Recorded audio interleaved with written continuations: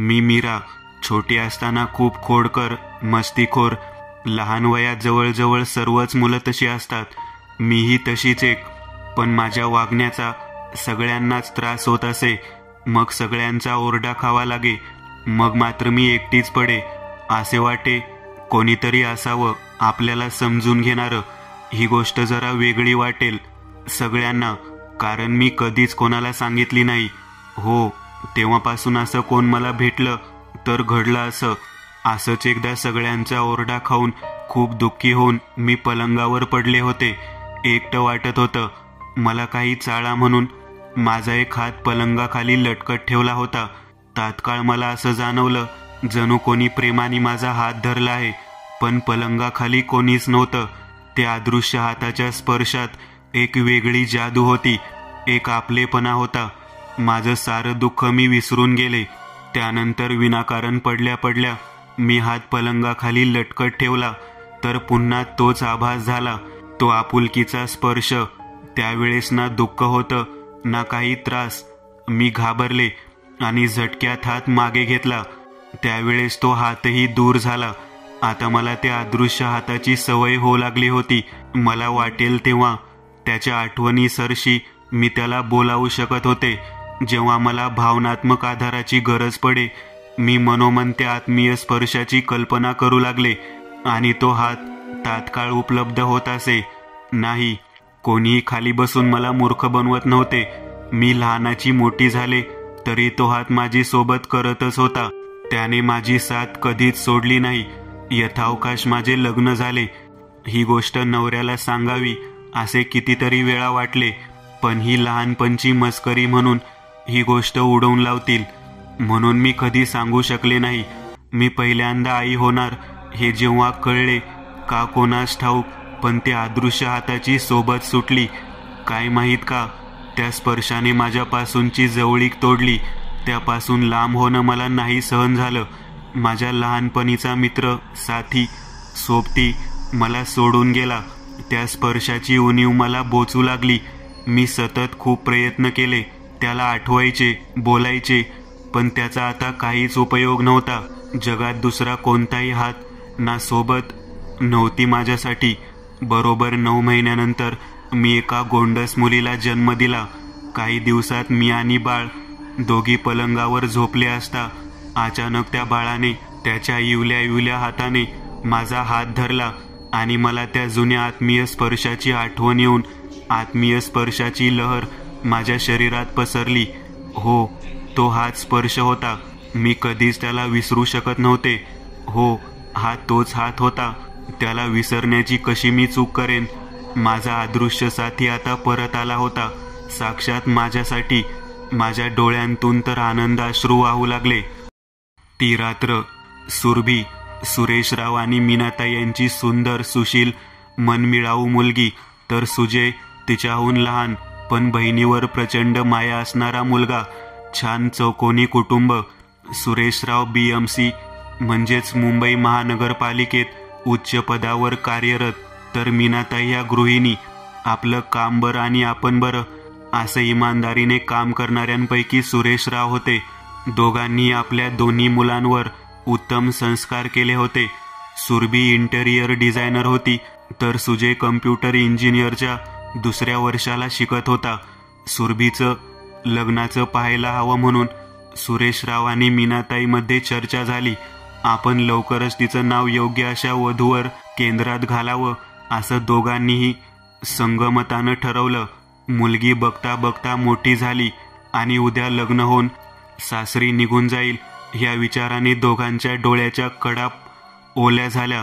पण योग्य मुलाच्या हाती तिचा हात सोपवणं ही एक परीक्षाच होती त्यांना. उद्या सुट्टी होती म्हणून आज दोघेही जरा उशिरापर्यंत बोलत बसले होते. आज रविवार, उठायला जरा उशीरच झाला होता, पण तरीही मीनाताईने लगबगीने घरातलं सर्व लवकर आवरलं होतं. आज त्यांची जुनी मैत्रीण त्यांना भेटायला येणार होती. संध्याकाळी 4 वाजता सुनीता ताई आल्या. घराचं दार सुरभीनेच उघडलं. हसून प्रेमाने तिनं त्यांचं स्वागत केलं. जुजबी बोलून ती तिच्या रूममध्ये काम करत आहे असं मीनाताईंना सांगून ती गेली. खूप दिवसांनी भेटल्यामुळे मीनाताई आणि सुनीताताई काय बोलू आणि काय नको असं झालं होतं. बोलता बोलता मीनाताईची गाडी सुरभीच्या लग्नावरच आली. आता लवकरच सुरभी करता स्थळ बघायला सुरुवात करायची आहे. एका सुयोग्य मुलाशी तिचं लग्न व्हावं आणि तिने तिच्या संसारात पडावं. आम्हा दोघांनाही झालंय. किती वय आहे ग आता सुरभीचं? आता नोव्हेंबरमध्ये 24 लागल तिला. एका इंटेरियर फर्ममध्ये काम करते. 25,000 पगार आहे. आता तिचं नाव करूच रजिस्टर. माझा भाचा आहे लग्नाचा. 28 वर्षाचा आहे. अमेरिकेत स्थायिक आहे. MS आहे. माझ्या ननंदेला इथलीच मुलगी सून म्हणून हवी आहे. बघ सुरेश रावांना आणि सुरभीला विचारून. पाहिजे तर लगेच मी आम्हीची पत्रिका, बायोडेटा, फोटो मागवून घेते आणि तुला शेअर करते. तूही सुरभीचा बायोडेटा, फोटो, पत्रिका पाठव. थांब मी आत्ताच विचारते. उगाच शुभकार्यात उशीर नको. मीनाताई असे बोलताच दोघेही हसतात. अहो ऐकता का? जरा बाहेर या ना. सुरभी तूही ये जरा बाहेर. मीनाताई दोघांना आवाज देतात. दोघी हॉलमध्ये येतात, जिथे मीनाताई आणि सुनीताताई गप्पा मारत बसल्या होत्या. दोघं एकदम बोलतात. काय ग, का बोलावलंस? बघ सुनीता काय विचारते. तिचा भाचा लग्नाचा आहे. अमेरिकेत स्थायिक आहे. त्यांना भारतीय मुलगीच सून म्हणून हवी आहे.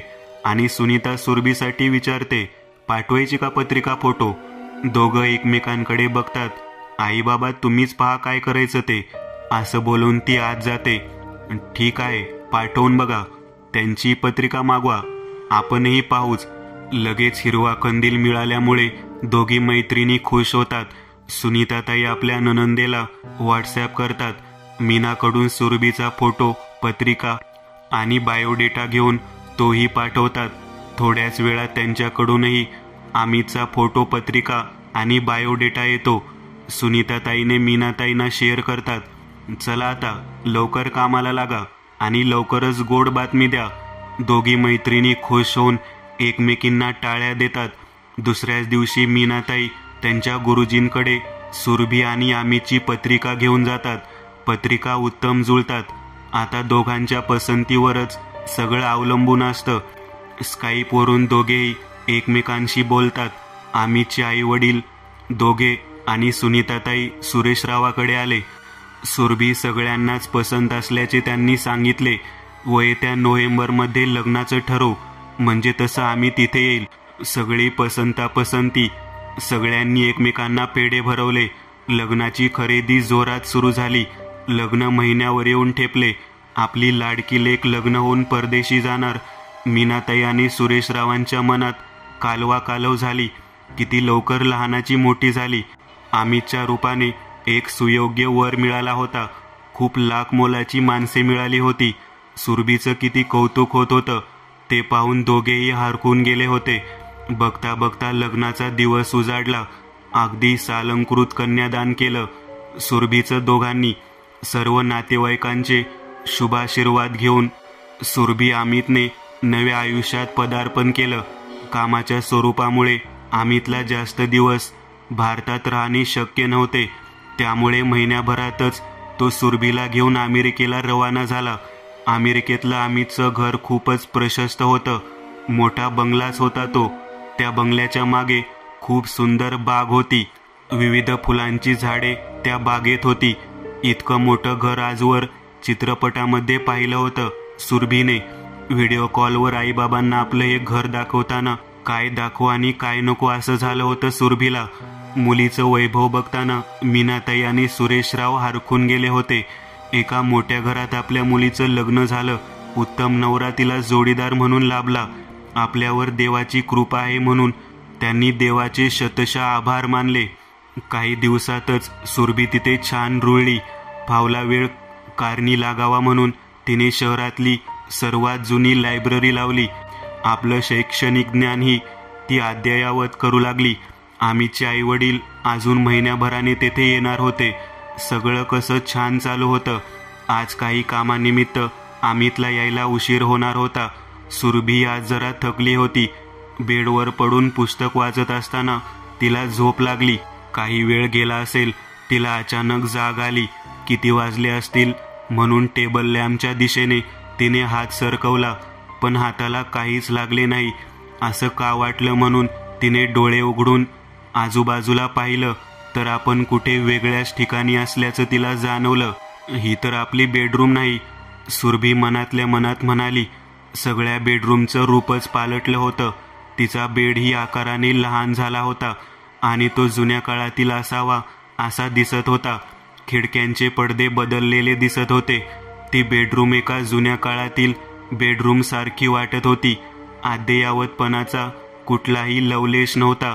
घाबरून ती जागीच उठून बसली.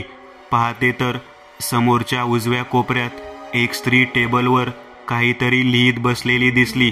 अमितचा डेस्कटॉप सगळं गायब होतं. आता मात्र सुरभी चांगलीच घाबरली.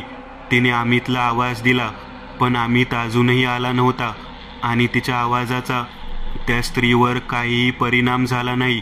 पलंगावरून उठत आपली रूम पाहत सुरभी रूम बाहेर पळाली.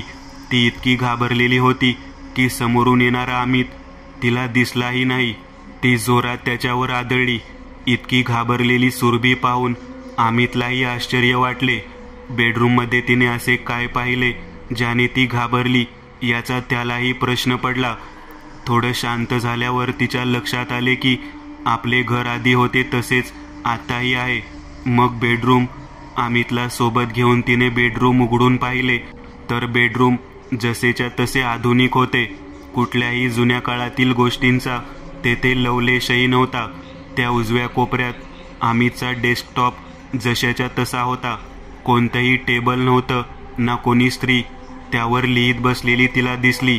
हा घडलेला सर्व प्रकार तिने अमितला सांगितला, पण अमितच्या मते तिला ते सर्व स्वप्नात दिसले असावे आणि गाढ झोप अचानक मोडल्यामुळे ती घाबरली असावी. पण सुरभी जाणून होती की तिने ते सर्व स्वप्नात नाही, वास्तवात पाहिले होते.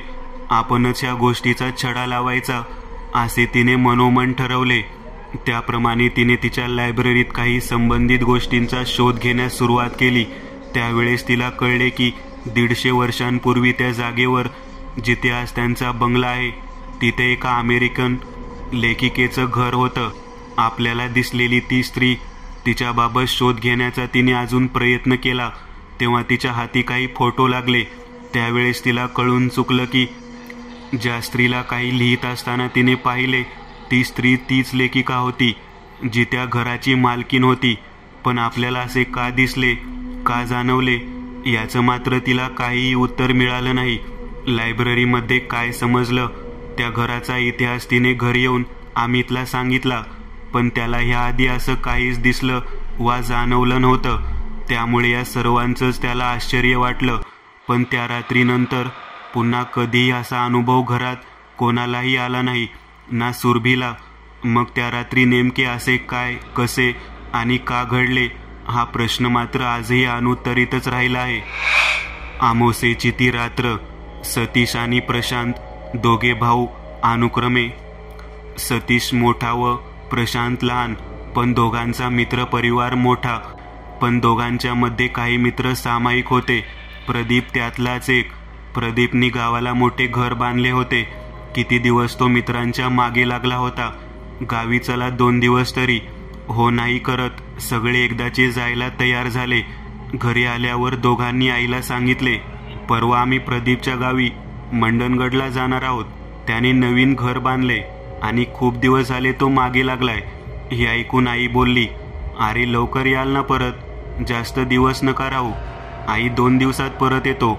आईच्या लक्षात होतं पुढील 4 दिवसांनी अमावास्या येते, पण दोघांना ती काहीच बोलली नाही. त्यांना प्रवासात खायला सोबत देऊन स्वतःची काळजी घ्या रे असं आईने दोघांना बजावून सांगितलं. देवावर दोघांची श्रद्धा असल्यामुळे दोघांनी रोजचा लावायचा देवाचा अंगारा आणि वाचनाच्या पोथ्या सोबत घेतल्या होत्या. पहाटे लवकरच दोघांनी घर सोडले. 8 जणांचा ग्रुप जाणार होता म्हणून मोठी इनोव्हा गाडी ठरवण्यात आली होती. सगळे एकत्र भेटून निघाल्याचे प्रशांतनी आईला कळवले आणि कॉल करत राहू असेही सांगितले. 3 दिवस कसे मजेत गेले कळलंच नाही. 2 दिवसात येतो बोललो आणि 3 दिवस मुक्काम केला.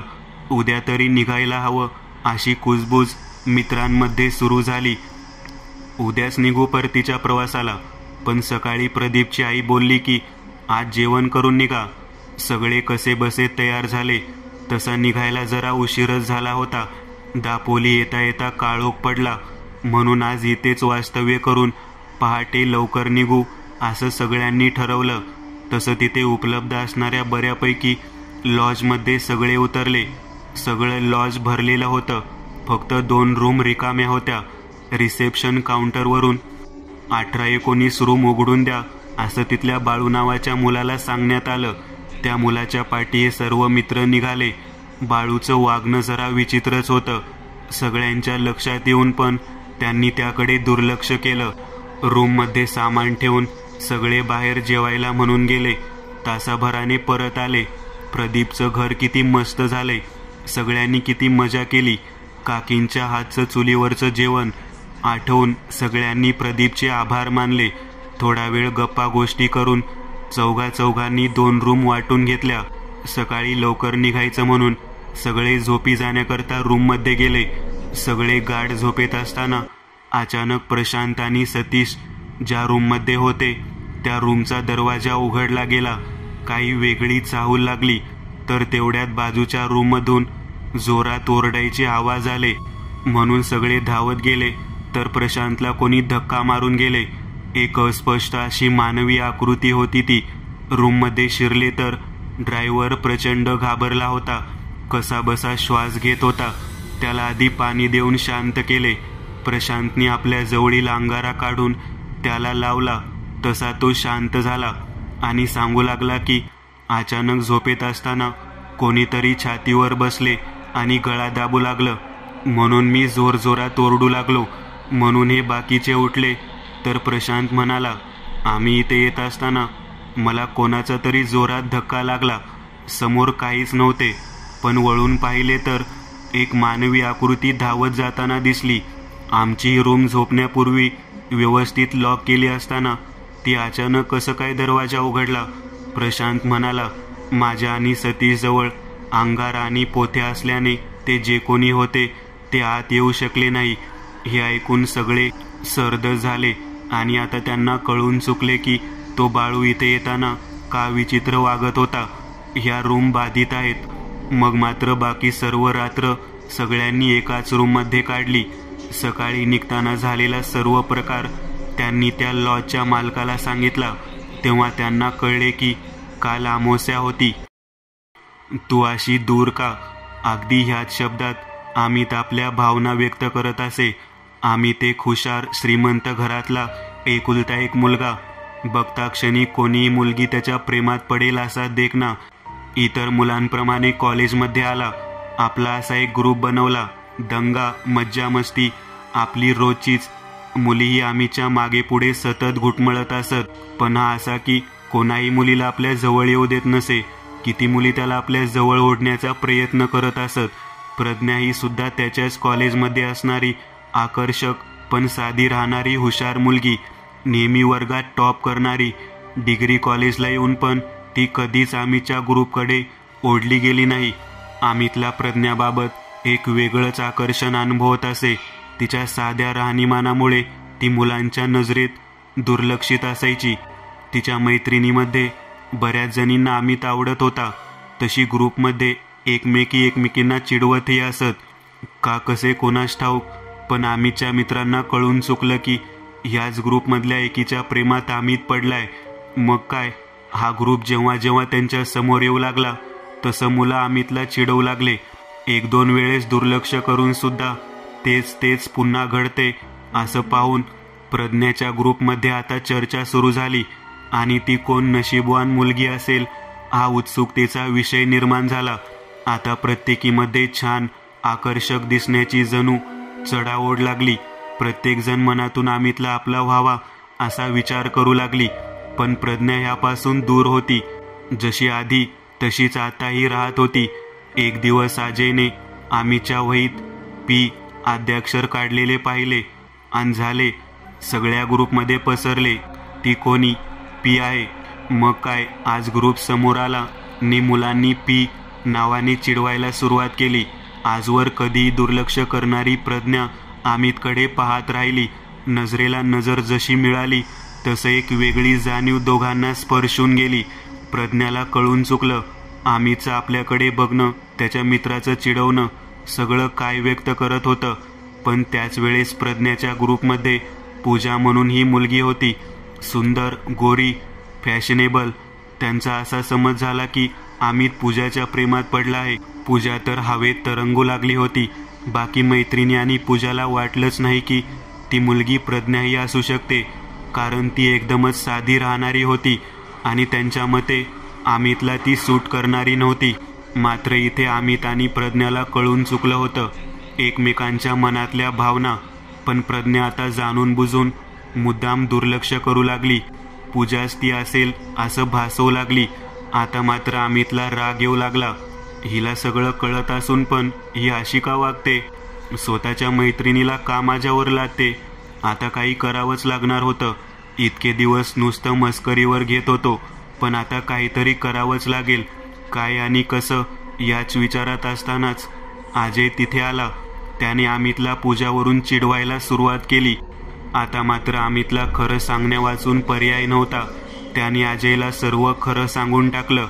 त्याचं पूजावर नसून प्रज्ञावर प्रेम आहे आणि हे तिलाही सांगण्यासाठी त्याने आपल्याला मदत करावी म्हणून विनवले. अजयने त्याच्याकडे 2 दिवसांची मुदत मागितली. त्यानुसार त्याने दोन्ही ग्रुपसमोर एकत्र येतील आणि सर्वांसमोर अमित प्रज्ञाला प्रपोज करेल असं ठरवलं. ठरल्याप्रमाणे दोन्ही ग्रुप समोर आल्यावर अमितने पुढे होऊन प्रज्ञाला प्रपोज केलं. मला तू आवडत असताना तू पूजाला का माझ्यावर लादू पाहत होतीस? मला पहिल्यापासून तू आणि फक्त तूच आवडत होतीस आणि कदाचित तुलाही ते समजत होते, तरी तू त्याकडे दुर्लक्ष करत होतीस. का असं वागत होतीस? माझ्या भावना तुझ्यापर्यंत पोहोचत नव्हत्या का? जाणून बुजून तू त्याकडे दुर्लक्ष करत होतीस. का वागत होतीस तू अशी? इतक्या जवळ असून दूर का राहत होतीस? अमितचं असं बोलणं ऐकून सगळेच आश्चर्यचकित झाले होते. प्रज्ञा आता काय बोलते याकडे सगळ्यांचे लक्ष लागले होते. प्रज्ञाच्या डोळ्यातून अश्रू वाहत होते. आपण आपलं प्रेम मुद्दाम न स्वीकारता दुसऱ्याच्या पारड्यात टाकत होतो. मी तुला कधीच सूट नाही करणार. आपली कधीच बरोबरी नाही होऊ शकणार असाच आपला समज असल्याचं तिने मान्य केलं आणि अमितवरील आपल्या प्रेमाचा स्वीकार केला. 2 घडीचा डाव, ह्याला जीवन असे नाव. बस सुटणार एवढ्यात एक तरुण घाईघाईने बसमध्ये शिरला. बसमध्ये फारशी गर्दी नव्हती. हातात गरजेपेक्षा अधिकच्या पिशव्यांनी त्याची तारांबळ उडाली होती. ती थोपविताना त्याने बाजूच्या सीटवर पिशव्यांसकट स्वतःला झोकून दिले. त्याच सीटवर अगोदरच बसलेल्या वृद्धाला अडचण होते का याचा जराही विचार न करता स्वतःच्या बाजूला आणि त्या वृद्धाच्या अंगावर जाईल इतपत सीटवरच पिशव्या कोंबल्या. तो वृद्ध अधिकच अंग चोरून निमूटपणे बसून राहिला. इकडे बाजूच्या सीटवर बसून मीही तो सगळा प्रकार आतल्या आत चरफडत पाहत होतो. साधारण तासाभराच्या प्रवासानंतर तो तरुण सामानासह एका थांब्यावर उतरून गेला. तो वृद्ध आता थोडा सैल होऊन बसला. झालेल्या त्रासाचा लवलेशही त्या सुरकुतलेल्या चेहऱ्यावर दिसत नव्हता. न राहून मी त्या वृद्धाशेजारी जाऊन बसलो आणि म्हणालो, आजोबा, तो माणूस त्रास होईल असा वागला. स्वतःचे सामान अक्षरशः तुमच्या अंगावर रचले आणि जाताना साधे आभार मानण्याचेही सौजन्य दाखवले नाही. तुम्ही एवढे का सहन केले? चालत्या बसमधून खिडकी बाहेर पाहत त्या आजोबांनी एक दीर्घ श्वास घेतला. क्षणभराने माझ्याकडे पाहिले. चेहऱ्यावर समाधानाचे स्मित आणि नजरेत तृप्तीचे भाव बोलत होते. हलकेच माझ्याकडे बघत ते बोलू लागले, आपला प्रवास किती घडीचा असतो.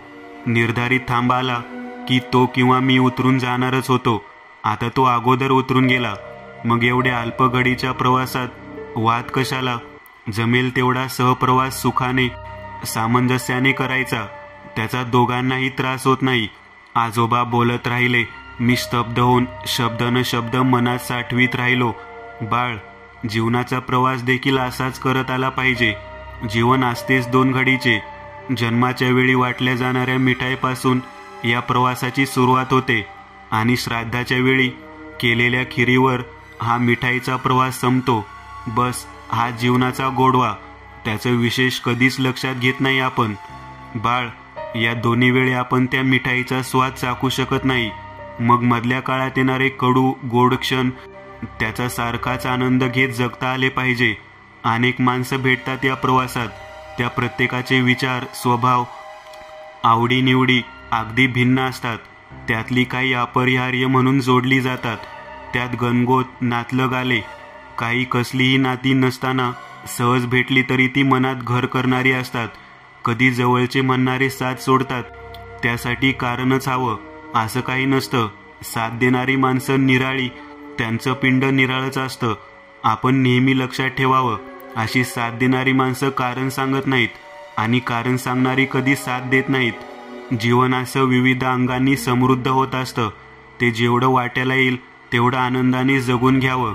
म्हणजे कोणी सामानाचे असो की विचारांचे, ओझे लादले तरी त्याचा त्रास होत नाही. या प्रवासात निखळ प्रेम करणारी नाती जोडणं ही एक कला आहे. पण ती नाती टिकवून ठेवणं म्हणजे एक साधनच असते.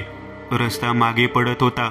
आजोबा कधी माझ्याकडे बघत तर कधी खिडकीतून मागे पळणाऱ्या झाडांकडे. खिडकीतून दिसेल तेवढे आभाळ नजरेच्या कवेत घेत होते. थोडा वेळ स्तब्धतेत गेला. ते कसल्या तरी विचारात गढून गेले असावेत. काय बोलावे म्हणून मीही शब्दाला शब्द जोडण्याची धडपड करत होतो. त्यांनी पुन्हा बोलायला सुरुवात केली.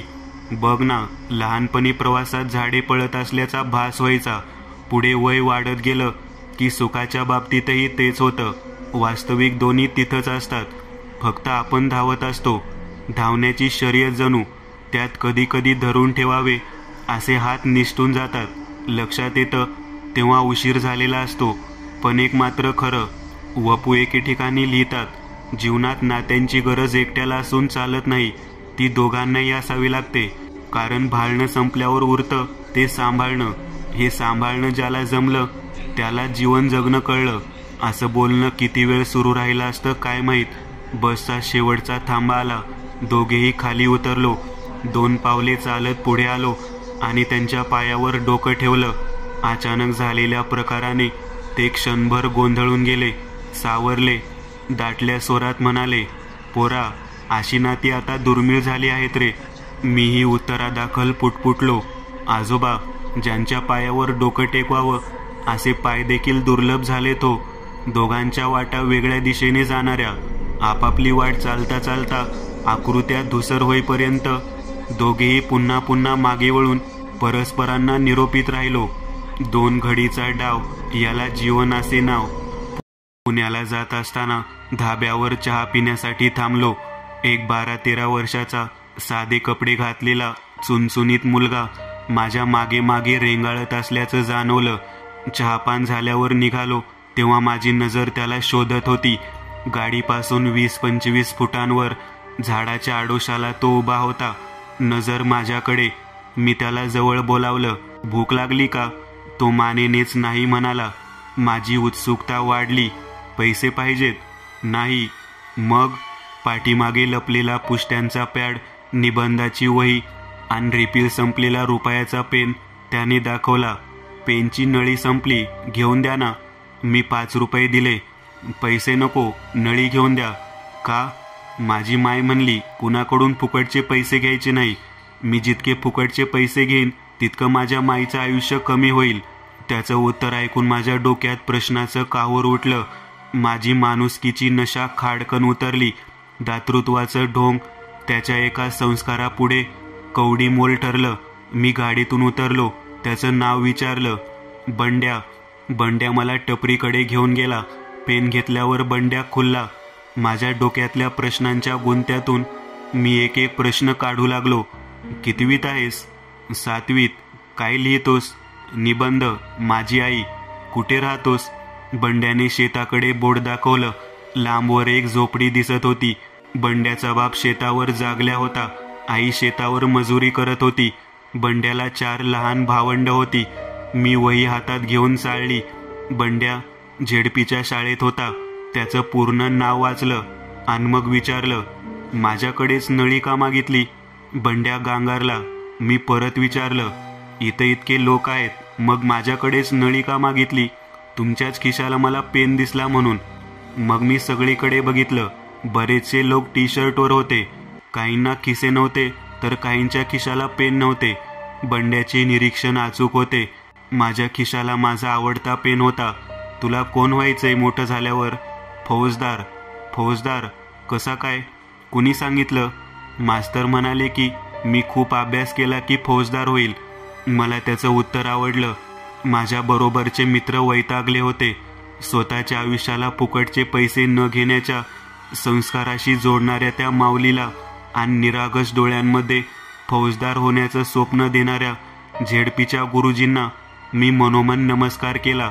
माझ्या खिशाचा आवडता पेन काढला, बंड्याच्या खिशाला लावला, त्याच्या खांद्यावर हात ठेवला आणि माझ्या आवडत्या देशाच्या भावी इन्स्पेक्टरशी शेक हँड करून गाडीत बसलो. तो गाडीकडे बघत हात हलवत होता. मी निश्चिंत होतो. कितीही भ्रष्टाचार वाढो, जोपर्यंत अशा माऊलींचे संस्कार आहेत तोवर माझ्या देशाचं भविष्य उज्ज्वल असल्याबद्दलची मला खात्री पटली.